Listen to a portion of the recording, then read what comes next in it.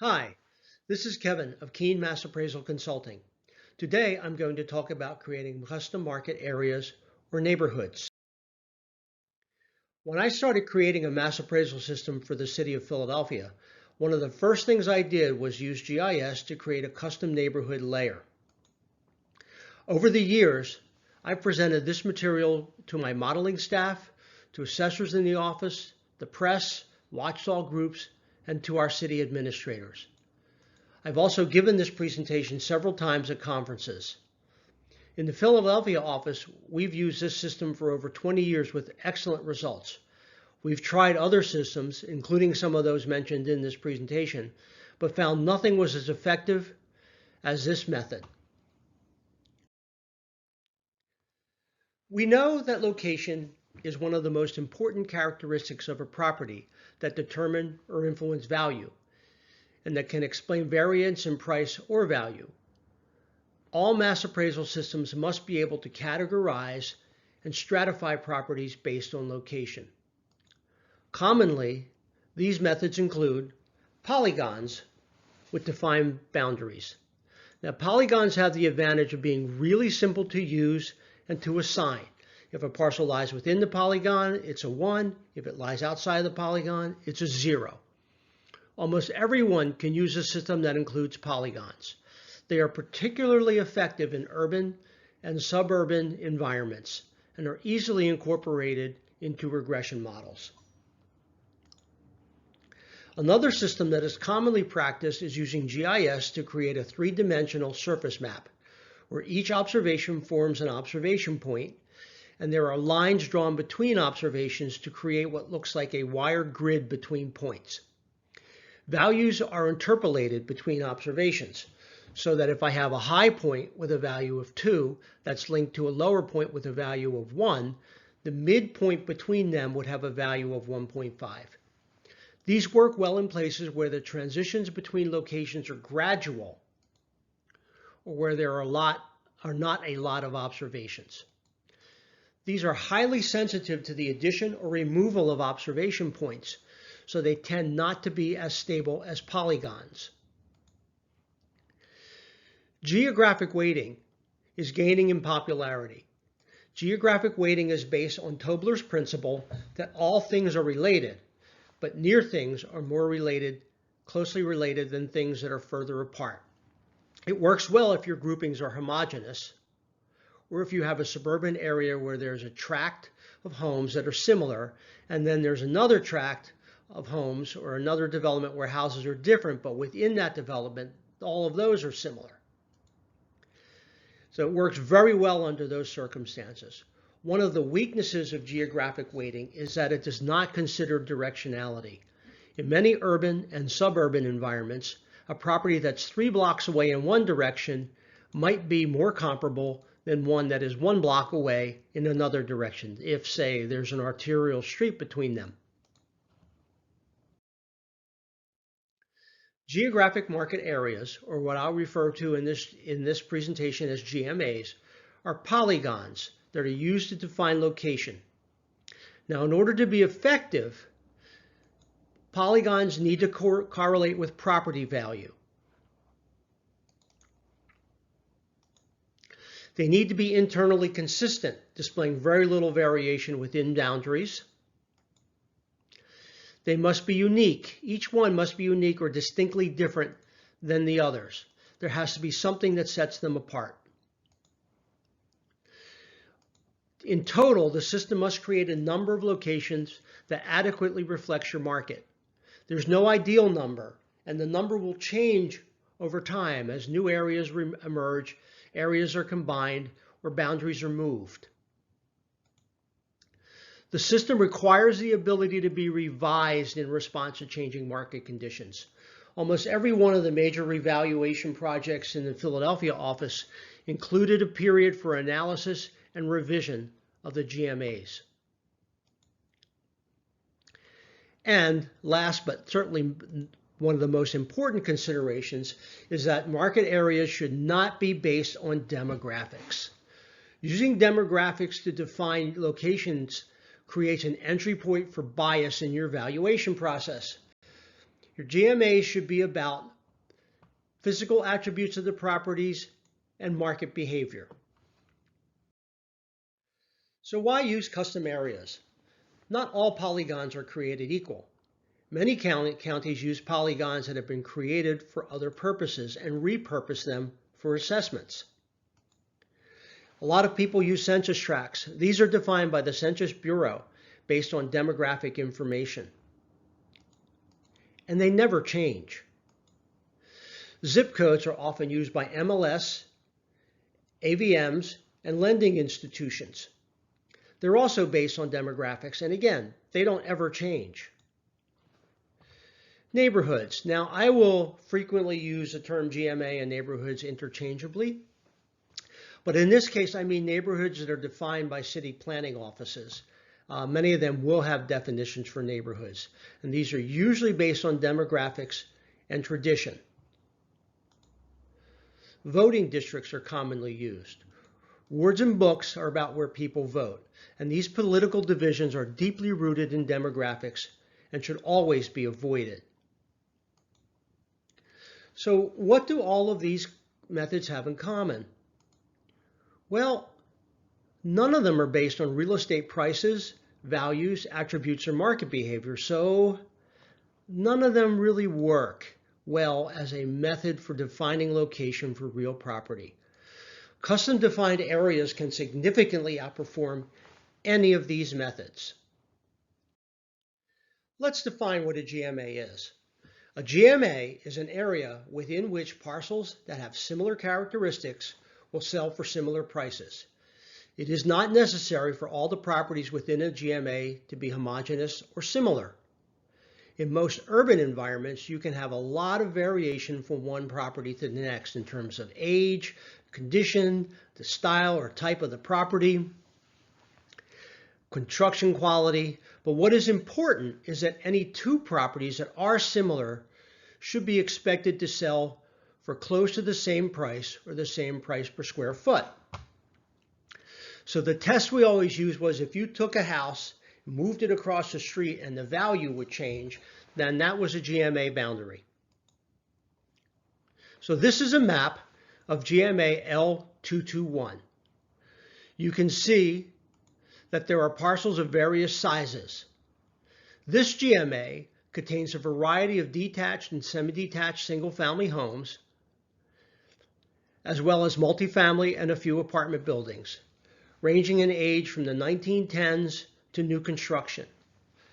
Within this area, the 1950s semi-detached ranchers will sell for about the same price per square foot, and the three-story detached houses from the 1910s will sell for about the same price per square foot, and the three-unit multifamily buildings will sell for about the same price per unit or per square foot. This map shows where L221 sits relative to other GMAs. To the east, separated by a rail line, lies L222. It is very similar to L221. In fact, of all the GMAs in the city, it is the most similar to L221, but it tends to be a little bit higher in price and value. So if I was not able to find comparables for a property in L221, I would look in L222. To the south lies L311. Now this is a much more densely developed neighborhood with lower prices and values. One would not look for comparables for L221 there. So the number designation tells you that they're in different series. L2 is different than L3. So there's a logic and intelligence to the designation. Now, I am a big fan of intelligent data. If you knew nothing about Philadelphia real estate but understood the naming convention for GMAs, you could figure out which areas group together pretty easily. Geographic market areas. GMAs are created specifically to capture market preferences that may not be reflected in the physical attributes of the properties. In other words, location. GMAs are drawn to the parcel level, making them inherently a very accurate method of assigning location.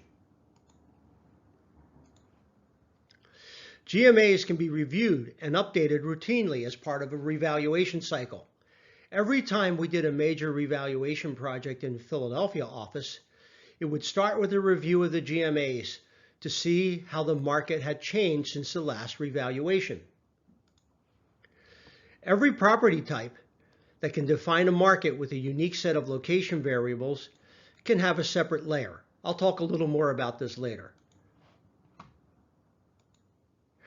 GMAs can be an important component if you're using grouping algorithms, if you're grouping variables or using algorithms. If we look at this map, this is an area in which we've defined several GMAs. You can see that some of the boundaries are drawn on the street center line. So the properties on opposite sides of the street will be in different GMAs. Now, if you're using other predefined polygons, such as census tracts or zip codes, this always happens. In other cases, the boundaries are drawn behind the parcels so that both sides of the street will be in the same GMA. So we can be very precise in the way that we delineate or create our boundaries. Let's take a closer look at the boundaries.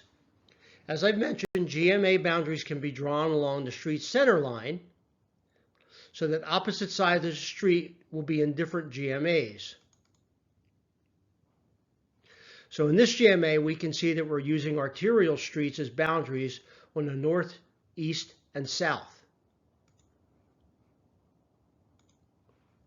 Or a boundary can run behind the parcels so that opposite sides of the street will be in the same GMA. So on the west side, we drew the boundaries behind the parcels so that both sides of the street will be in the neighboring GMA. If we shade the parcels based on price per square foot, you can see that on the west side,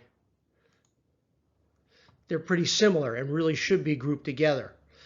On the other three sides, either the properties are not similar or the values are going to be a little bit different.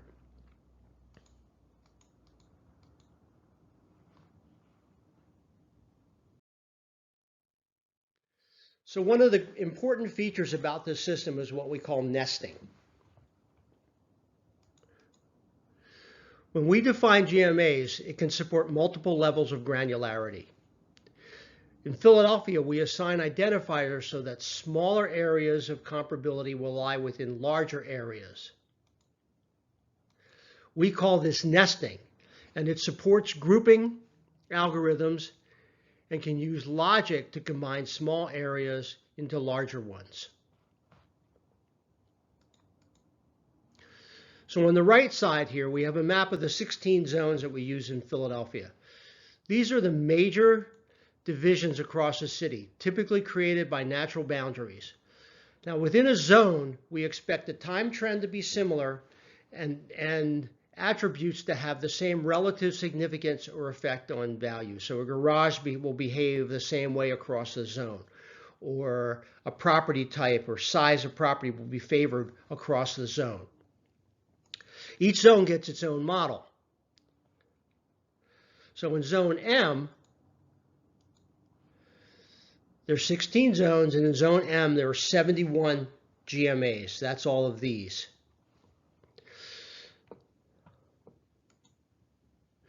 So next we're going to have what are called groups within zones. That is if we add the second character. So if we're talking about the M6 group, or any two-character group, there's going to be about 84 of these groups citywide. And in the M6 group, there are going to be 22 GMAs. If we extend another character, we get to what we call the area level. Now, the three characters are going to define about 265 different areas citywide. And within M6-2, that's going to select 5 GMAs. And then, of course, there's the GMA itself. M624, there's only going to be one GMA that matches that designation. Now, all 5 GMAs in the M62 series should be similar, but not identical in terms of sale price or market value per square foot.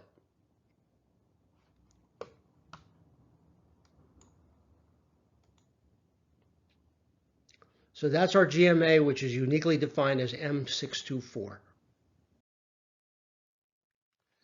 One of the things we are able to do is to compare GMAs with each other. GMAs that are in the same series should be similar in terms of the average size of the residences, average sale price, average price per square foot. You want to create your GMA so that they have enough accounts, not necessarily just single family, but enough accounts to allow for a meaningful level of sales activity. As a rule of thumb, we would hope that the GMA should have at least 3 sales over a 3-year period.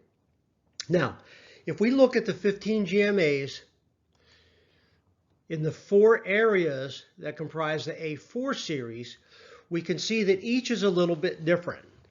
So there's 8 GMAs in the A41 series, but if we look at them, they're pretty close to being the same size, and they all group at around $44.50 a square foot. The distribution of single-family accounts is pretty constant among them. Now, if we look at the A42 series, these 3 GMAs, they sell for a little more and they're valued a little more. They're grouped at around $67 a square foot, and they tend to be larger. If we look at the 2 GMAs in the A43 series, they're in at about $57 a square foot. So they're not like either of the other 2 series, although in size they tend to be more like the A41 series. And then we have these 2 commercial strips where there's far fewer residential properties, and they're in at about $45 a square foot. So these groupings appear to be very well defined.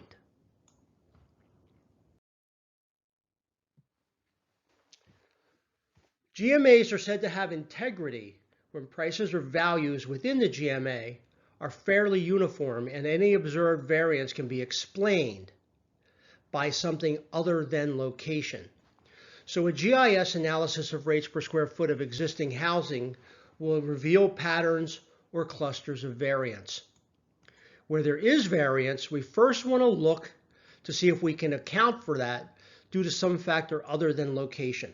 And if we can, then the GMA is well defined.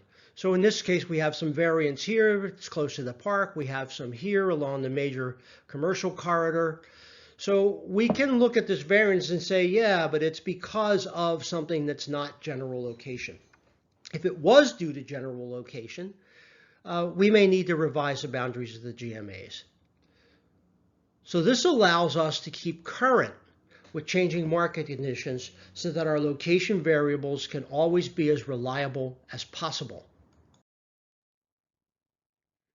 I mentioned earlier that other types of properties can each have its own set of location definitions.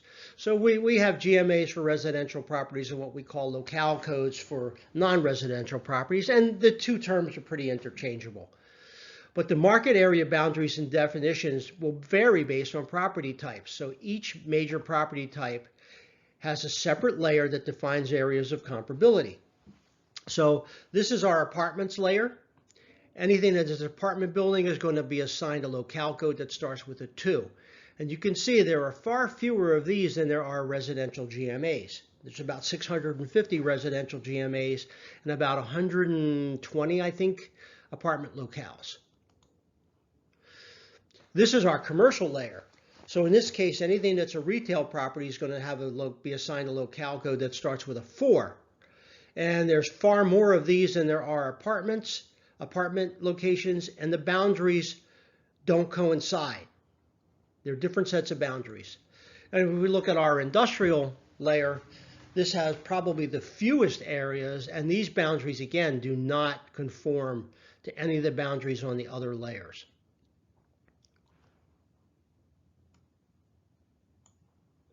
So by creating separate layers and changing the way that we designate them, We could, if we're looking at a data table and we see a locale code or GMA that's assigned to a property, tell what type of property it is just by that, what location it's been assigned. One of the really strong things we can do with GMAs is to aggregate information about specific accounts. So CAMA systems are really good at keeping a lot of information about specific accounts. But by keeping information about groups of accounts, we can compare and contrast performance on multiple levels. So what are some of the things that we know about GMAs? Well, we know the typical price per square foot. We know how properties are distributed across a GMA. We can know what the average price is. We can know when we're doing our ratio stats, we can look at measures of uniformity, such as a coefficient of dispersion. We can look at market value per square foot rates. We can look at average market values. We can look at the level of sales activity, or change in price per square foot over time, or typical land to building ratios, or allocation percentages. We can compare median levels of assessment to see where we're overvalued or undervalued. Now, all of these things can be related to other aggregates. For instance, aggregates for property groups, aggregates for a zone, aggregates for a group of GMAs, or we can take the aggregates and compare them to specific accounts. So this is very, very powerful to be able to have this capacity. Now, I really enjoy using maps and dashboards for reviewing and analyzing GMAs, among other things. We built this dashboard for our staff to be able to look at how GMAs are changing. So I'm going to walk you through this. And the main body of it, there's a map, and the map is shaded parcels, and we can shade these parcels by by which parcels diverge from, for the block, which blocks are like higher or lower than what we'd expect for the GMA. We can look at sale price the same way. Where are the blocks that tend to sell higher or lower? We can look at specific parcels that sell or are valued higher or lower than what's typical. We can look at where the ratios are diverging from what's typical for the GMA. We can look at the number of times a property sold. We can look at sale price per square foot. In this case, we're showing market value per square foot rates for all of the parcels. Now we can apply filters. So here, we don't have any filters in place, but we could filter for specific types of property. We could filter for specific condition codes. These are two of the most common filters that we apply. In this section, we're able to select and compare all the GMAs in the open data set with one another. So if we compare D131 with D132, we can see the sale price per square foot is a little higher in D132. The market value per square foot is also a little bit higher. Our assessment ratio is a little bit lower. When we select GMAs in this section, they appear down here and they'll give us a scatter plot. So in this case, we're looking at market value per square foot by style, our three styles being detached, semi-detached, and attached, or row houses.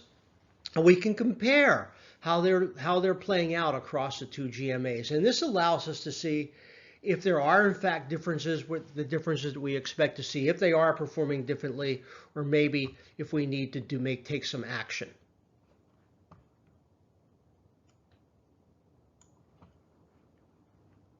And all of this is done interactively. So our evaluators can just click on what they want to see in the map, what filters they want to have, which GMAs they want to compare to each other. And they can do that all interactively. So here's another example. This is something that we can do in the dashboard, but I'm just showing this as a static map. So in this map, we're highlighting blocks or parcels where the market value per square foot is different from the GMA rate. So all on this side, it's lower than what's the aggregate for the GMA. And on this side, they're all higher. And that clustering is pretty obvious. We could have done this with sale price per square foot. But the reason we use market values is that not all of the properties would have sold, but everything has a market value. And so it's easier to see the patterns. But we could toggle back and forth between sale price and market value per square foot. We could highlight the parcels that vary more than a set limit above the market value per square foot rate. So in this case, the shadings are based, the red ones are all more than 20% higher than what's typical. This color is all more than 10% higher than what's typical. These are kind of what's typical, and then these are low for what's in the GMA. But clearly, there's some divergence going on here. We can also filter this map if we want to see where's the new construction, where are the rehabs taking place, where are the vacant or sealed properties. So we can see here that there's very clearly some divergence that's going on there. For some reason, this end of the GMA is becoming more valuable, more high priced than this end. So our response to that, we could do two things. We could either move this boundary over to here and probably draw it behind the parcels, and now include all these parcels in the neighboring GMA, which is a little bit more valuable. Or we could just draw a new line here and split this GMA into two new GMAs.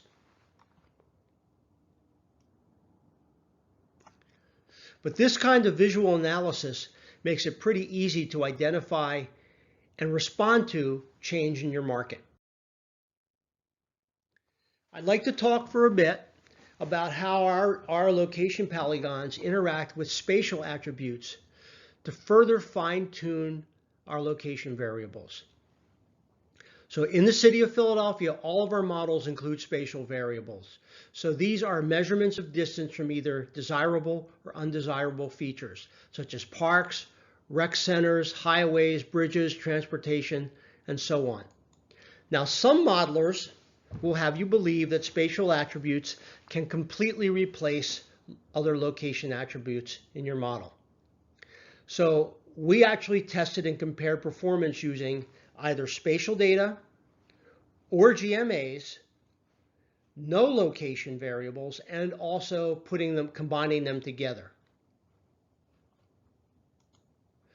And this table shows the results, and you might want to pause the video if you want to really dive into this table. But the short version of it is that clearly, if we take our base set of performance, if we add GMAs, that gives us a big increase in performance. If we take the GMAs out and just use spatial variables, it's better than nothing, but it's not as good as using GMAs. When we put the two together, we get a little bit better performance than just using GMAs by themselves. But what our models show us is that the spatial data tends to explain variance within GMAs. And this raises the power and reliability, the explanatory power and the reliability of our models. So if you look in this chart, you'll see that we actually took three different areas of the city. One where people expect to walk to most features, one where people expect to drive to most features, and one that's a mix of walkable and drivable features. And what you'll see if you take the time to dive into this table is that what turns out to be significant is different in each of these areas. But in all cases, we get the best performance when we combine GMAs and spatial attributes together. So in conclusion, in my career, I found that using polygons remains a simple and explainable, yet a very effective method for defining locations, provided that those polygons correlate with property values, are internally consistent, are each unique in some way, are continually revised to stay current with the market, and are sufficient in number to capture the preferences of the market. So our experience has shown that buyer preferences can be captured by location variables and are not entirely replaced by spatial variables. We found that using our location polygons and spatial variables together work very well together.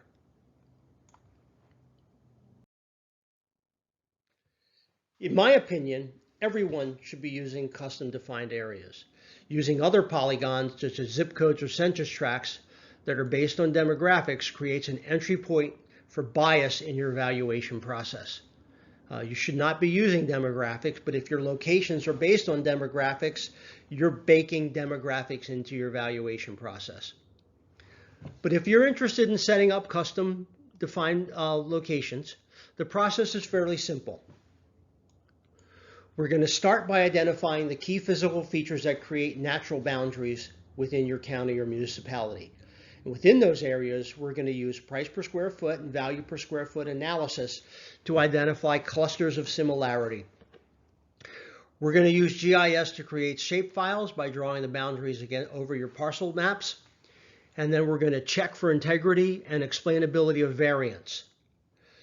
We're going to refine your boundaries based on those checks and those analyses. And we're going to assign your GMAs so that it supports nesting areas. And then we're going to test performance. So thanks for listening in. I hope this information is useful to you.